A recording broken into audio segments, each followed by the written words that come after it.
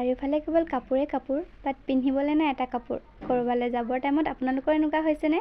হাই, মই খুশি and welcome back to my YouTube channel. আজি ঘৰলৈ যাম, সেইবাবে এয়া মেগী খায়ে ওলাই আহিলোঁ দুইজনী। বেলেগ ক'তোৱে ফুৰিব নাযাওঁ কিয়, কিন্তু ঘৰলৈ যাম বুলি ক'লে এক্সাইটমেণ্টটো অলপ বেছিয়ে হয়, নহয়নে? গতিকে সোনকালে ওলাই আহিলোঁ দুইজনী।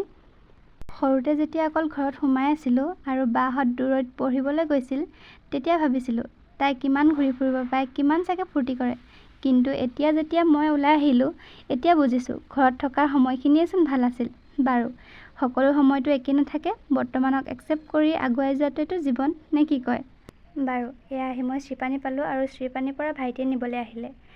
গাড়ীত উঠিলে মোৰ মনটো খুব বেছি বেয়া লাগে, কিয় নাজানো, কিন্তু এয়া ঘৰলৈ অহা ৰাস্তাৰ ভিউ দেখি মনটো বাৰু ভাল হৈ গ'ল। আৰু এয়া ঘৰত আহি পায়ে ইয়াৰ সাধু শুনাত লাগিলোঁ।